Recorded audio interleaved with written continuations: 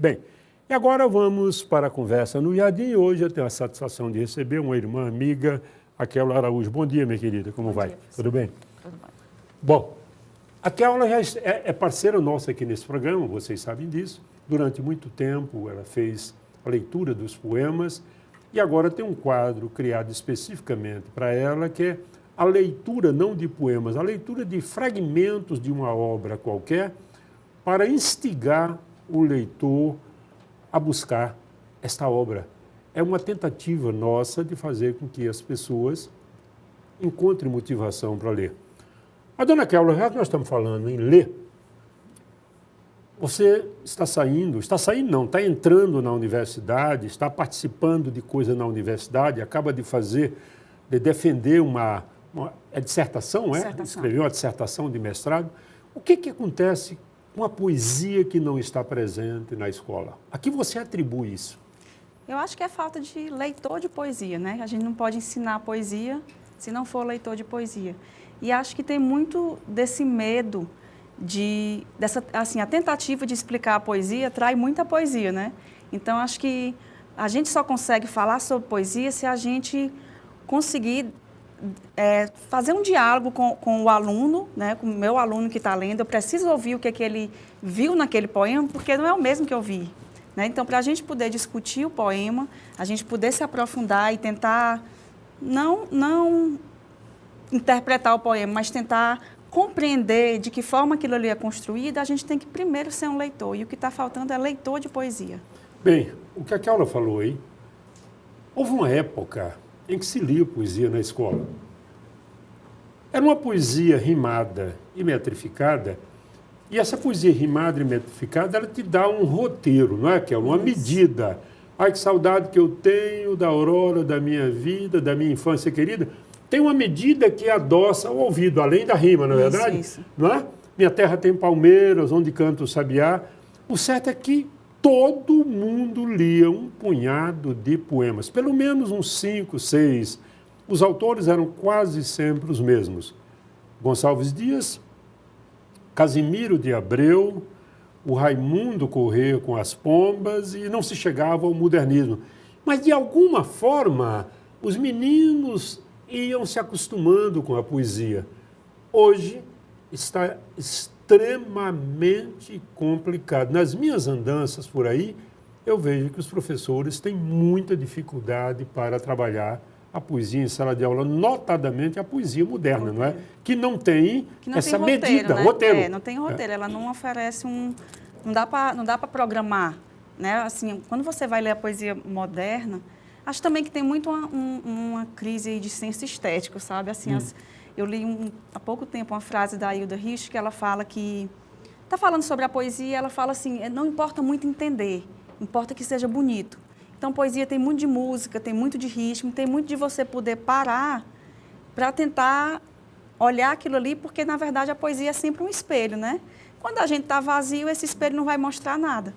Então, eu acho que a grande dificuldade de trabalhar com a poesia é a gente encontrar uma forma de fazer com que o aluno procure se ver naquilo ali, né? Eu trabalhei agora em sala de aula, minha disciplina inteira foi o livro da Graça Vilhena, né? E aí eu coloquei meus alunos assim, vamos primeiro ler o livro, primeiro vamos comprar o livro, né? Não vamos trabalhar com xerox, vamos trabalhar com a obra, vamos ler o livro, cada um vai escolher aquilo no poema em que você se vê.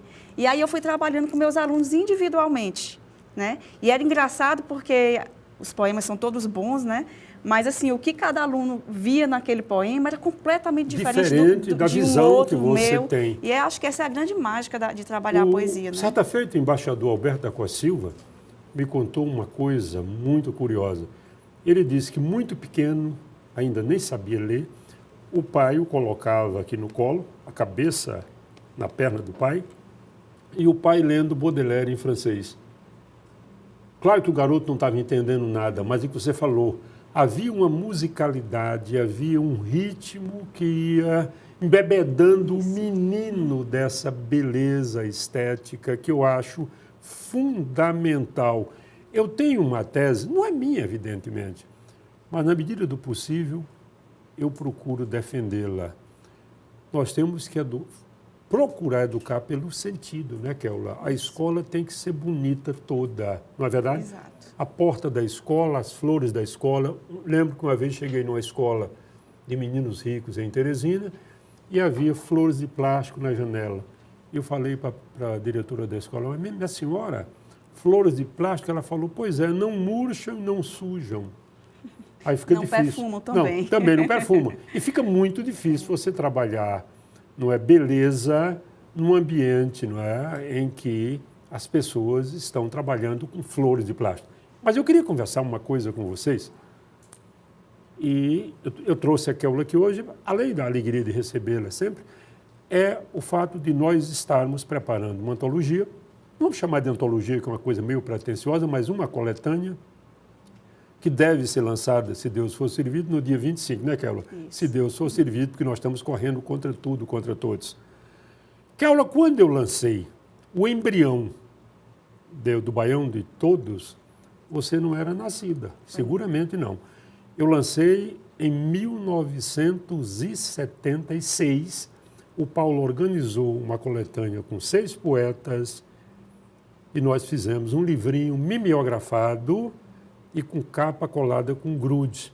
A despeito disso, o lançamento do livro no Teatro 4 de Setembro com um show que era um protesto pelo que está acontecendo, o que estava acontecendo já na época com o Rio Parnaíba.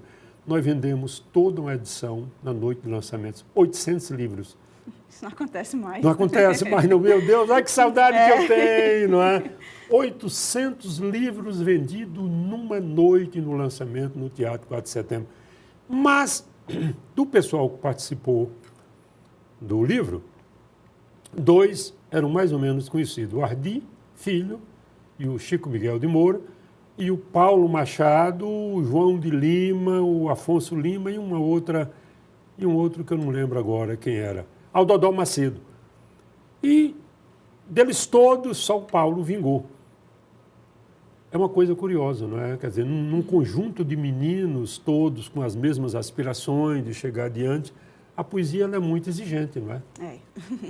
E a gente, assim, essa coletânea, na verdade, ela é mais uma coletânea de poetas do que de poemas, né? Sim. A gente não fez uma triagem rigorosa. Dos poemas. A gente está está querendo mostrar quem está fazendo, quem está tentando, né? E tem muita gente boa, os que a gente já conhece, como a Graça. Eu brinco que eu deixo meu livro do lado da Graça na estante para ver se eu aprendo. Se alguma coisa acontece eu chego lá. Ali.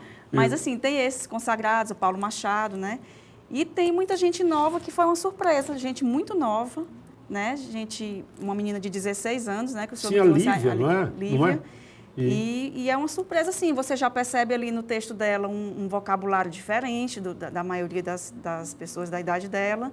Você percebe, como a Graça diz, as ideias, né? Ela consegue construir aquelas ideias e você vê que ali vai sair alguma coisa. Olha, a minha história com o Paulo Machado especificamente, o Paulo devia ter a idade daquela menina, era meu aluno no Andrés, e uma manhã, depois da aula de literatura, o Paulo me procurou, me perguntou se eu podia ler um texto dele. Eu tenho um enorme medo disso, porque, via de regra, o menino não está querendo opinião. Na verdade, ele quer um aval, não é isso? Ele quer um elogio. E eu peguei o poema do Paulo Machado, a começar do título, aquilo me surpreendeu. Antífona não é uma palavra de uso comum, não é, Kéula? Nem hoje. Antífona. E eu peguei o poema e parecia de alguém da geração Beat. O poema tratava da guerra do Vietnã e era um poema muito consequente. E eu pensei, esse moleque está querendo me pegar. Ele copiou este poema, quer que eu fale mal ou diga alguma coisa para ele fazer uma gozação comigo. Eu falei, sabe o que? Traga outro. Ele trouxe outro. Eu disse, traga mais outro. Ele trouxe. Os 3 tinham praticamente o mesmo nível. Uma diferença mínima, mas a linguagem, a arrumação das palavras, a preocupação, o foco. Diga, esse garoto é poeta.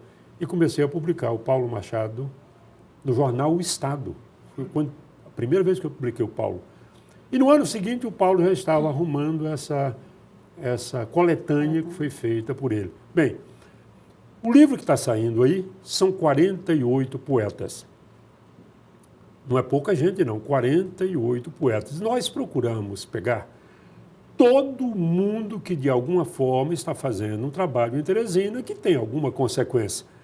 Salgado Maranhão, que embora não seja do Piauí, mas é piauiense por vocação, por gosto, por querer. Paulo José Cunha, que é bastante conhecido, Paulo Machado, Graça Vilhena, Chico Castro, não sei quem. E nós pegamos meninos que ninguém nunca ouviu falar, a não ser no âmbito das redes sociais, né, Kelma? Isso.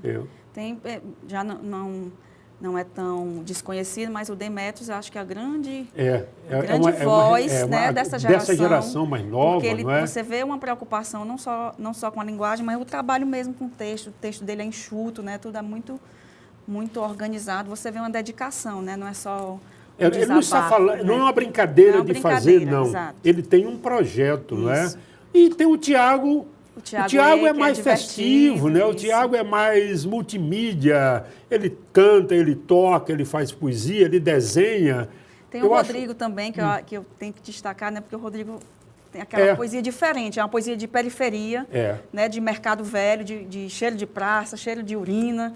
Eu acho muito interessante o texto dele. E tem as mulheres, tem que puxar. Esse Rodrigo é o da Cidade Frita. Isso. Muita gente já conhece o livrinho dele. E uma coisa boa, Kelma, que eu acho no Rodrigo, essa coragem de fazer os livrinhos quase que mimeografados, né? Porque ele está usando praticamente a mesma tecnologia que nós usávamos há 40 anos, não é brincadeira? E eu acho que isso é um bom começo, é uma humildade. Você faz esse livrinho e distribui, ou você vende... E você vai aprendendo com a própria reação do leitor. Muita gente não quer começar por aí, né, minha filha? Quer começar com capa dura. Capa dura e começar por cima, não é? É porque a minha mãe gosta, meu pai gosta, minha avó gosta. Olha, muito cuidado com essa história de o meu pai gosta, minha madrinha gosta. Eu digo muito. Se você está preocupado apenas em agradar a família, faça hoje, é facílimo. Você pega um computador, né, Kelma? Você compõe os textos, você digita, ilustra, porque a internet está cheia de imagens lindas, e faz uma impressão com 10 livros, uma edição com 10 livros, e distribui para a madrinha, para a mãe, para o pai. Agora, fazer poesia é um trabalho que exige muita paciência, muita dedicação, muita vivência, porque poesia não é atividade de amador. Não é verdade, Kelma? Poesia é trabalho braçal, né? Braçal, duro, duríssimo. E a gente tem uma vaidade com o que escreve, assim, tem um cuidado, né? A gente não tem um pudor de sair jogando qualquer coisa. Pelo menos é para ter, né? Sim. Esse pudor de... É sempre, assim, a velha gaveta, que hoje é um arquivozinho lá, a pastazinha no Word, ela funciona muito bem, uns 5 anos de gaveta. Então, faz um bem danado, né? Ver se aquilo ali funciona mesmo. Realmente tem alguma coisa. Você que está em casa, então, eu espero... O livro está caminhando para a gráfica amanhã, que o livro esteja pronto no dia 25. Vamos fazer uma festa na Oficina da Palavra. Josué está cuidando da parte musical, com direito a uma banda bonita, o Quarteto Tamoio, com mais a participação da Carol. E você é nosso convidado. Bom, eu me ancorei naquela, porque como eu já sou velho, quando alguém disser, olha, para o professor, eu digo, não, foi aquela. Foi a ideia daquela, eu nem vi esses poemas, eu joguei para aquela aí e deixa quieto.